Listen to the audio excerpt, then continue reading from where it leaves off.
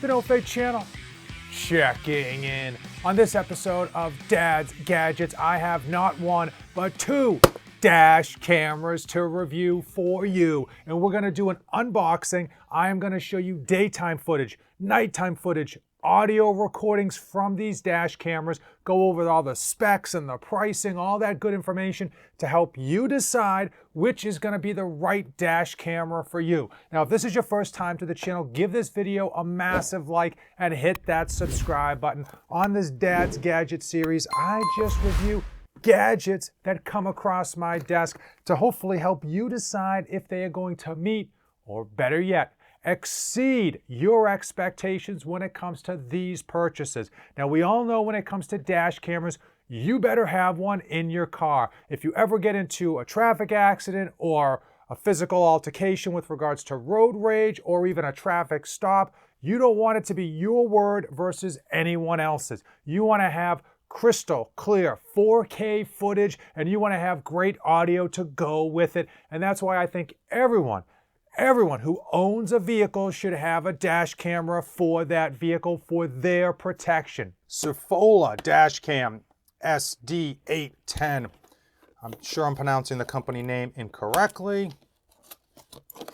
Full disclosure, these companies sent these to me for a full and honest review, and that's all I do is honest reviews. See far, go further. All right, we got the user manual, which is nice, and we got the user manual in a different language. Okay, we got number one, the camera. And I'll put the stats on the screen about what this camera is supposed to do in terms of quality, in terms of recording length, and in terms of recording time, as well as cost. Because obviously with these dash cameras, cost is a massive factor for anything, right? For anything you buy, cost tends to be the massive factor. And what is this? Is this the rear camera? Yes, this is a rear camera. And what people don't realize is that you need a rear camera in case someone rear ends you. It's very, very important to have your front and your back. Also, if you wanted to, you could turn this rear camera into an internal camera with regards to recording inside your cabin if you're going to be an Uber driver or if you just got people that you don't trust inside your car. Nice long cord to get to from the front to the back. We'll see if this is going to be long enough for my minivan. We've got a charging cord that's small. We've got a mounting plate here. And we've got the initial power cord.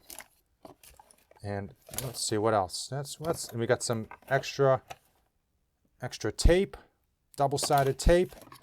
And that looks like a little bit of a tool to set up the camera. On to the next. AZDome M01 PRO. And this company also sent me this for free. And again, I get these for free, but I do honest videos. So companies should know in advance if they've ever seen my other videos that, you give me something that sucks, you're going to find out that it sucks real quick. So here we go. We got the camera itself. Would help if I held it the right way. Oh, I had it the right way. Look at that. Okay. Little pretty camera. There's the top. Nice big back there. Here's an additional camera. Hopefully you can see that. It looks pretty small, but that is an additional camera to connect. We've got a power cord and adapter. So there's the power cord, and that's the little plug for your car. The additional camera that I mentioned. We've got the mounting plates here. Oh, and this comes with its own SD card, which is always nice. I really like when they send you your own SD card. And 32 gigabytes to boot, which means you're not going to have to really worry about storage space, even though most of these have what they call is write over. So when it comes to the end of the memory card, it writes over the beginning of the memory card. And then we have double-sided tape to actually hide. Oh, actually, those are for wires, so you can hide some of the wires here and stick them to your vehicle. And the owner's manual. So let's take this into the car. Let's set both of these up at the same time, and let's see how they compare on the road. So nighttime driving is the biggest differentiator between a cheap dash camera and a really good dash camera. Oftentimes, even just good dash cameras will have very good daytime quality footage. However, As soon as it gets dusk or dark and you're on a dark road like this with little visibility, obviously, all of a sudden the footage becomes almost unusable. And that's why I would recommend, if you do have the funds, to go with a high quality, expensive dash camera that has exceptionally good nighttime driving. Now, while you might not drive in the nighttime often, it's just good to have, especially where most accidents, if they happen at night, it's going to be a lot harder to differentiate who did what, who hit who, versus if you have a good dash camera with quality footage, you'll be able to identify plates and who was at fault.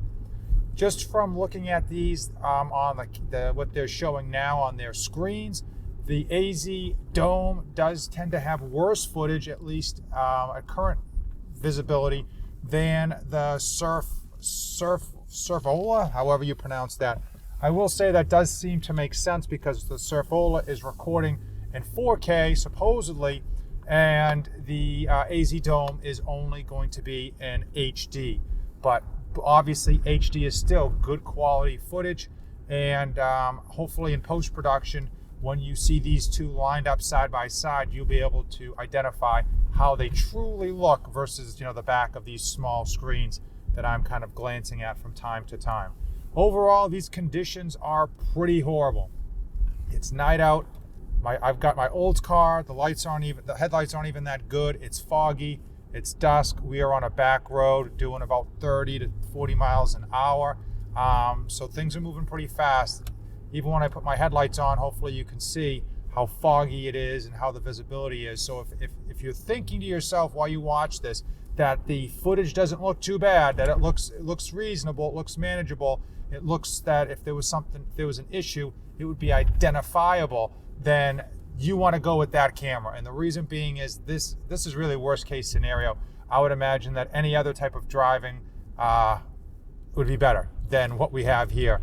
So right off the bat, the AZDome does not have as clear of a photo or image as the Surfola. I will say that is to be expected, because it is filming in a lower resolution than the Surfola. But again, when you film in HD, that's still a very high resolution for a dash camera.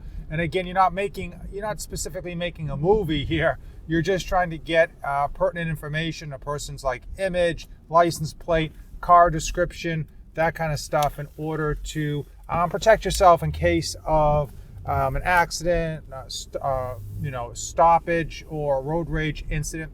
The one thing with the AZDome that was a big no-no, a big issue, was the rear camera. Now, it comes with an additional camera, but based on the instructions, they want you to run it up into your paneling and then drill a hole in the back of your car in order to kind of stick it out where your license plate would be, in order to kind of get that image as far as the way you would angle it.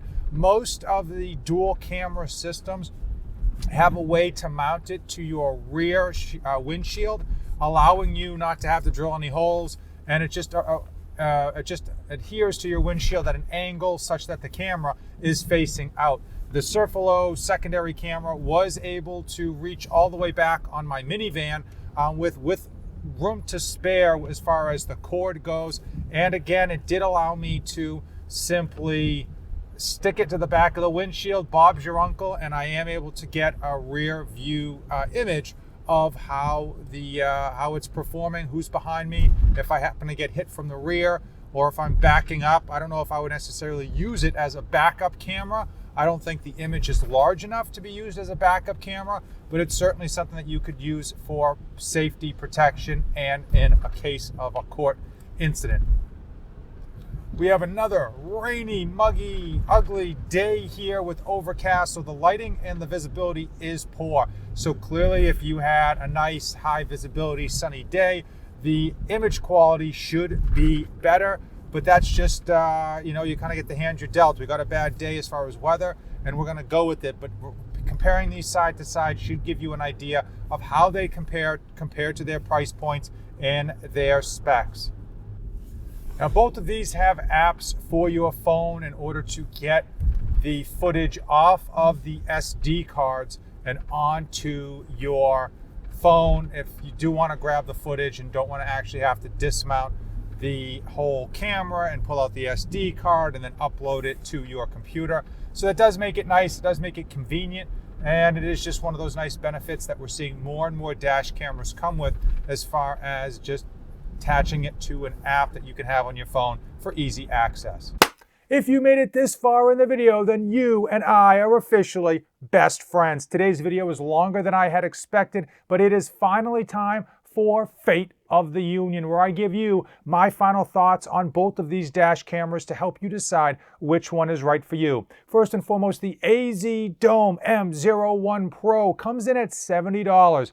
Give or take a coupon. And I thought the front-facing camera was nice and crisp for having HD quality. Unfortunately, the rear-facing camera was a complete letdown. I know a lot of people, myself included, with the rear-facing camera, you just want to stick it to the back of your rear windshield and you just want to go. You don't want headache and hassle. And this one involved drilling into where your license plate comes out. It was a very convoluted issue. And if you're a car guy or girl, that's not going to be a problem for you. It's not going to be something that you're going to think twice about. For most of us common Joes, it's not something we want to sign up for. And at that $70 price point, you can probably get the same quality footage of video with the front-facing camera for a lot less, probably that $50 mark. So I want to pass on this AZDome, although again, I did think the video quality on the front-facing camera was very good.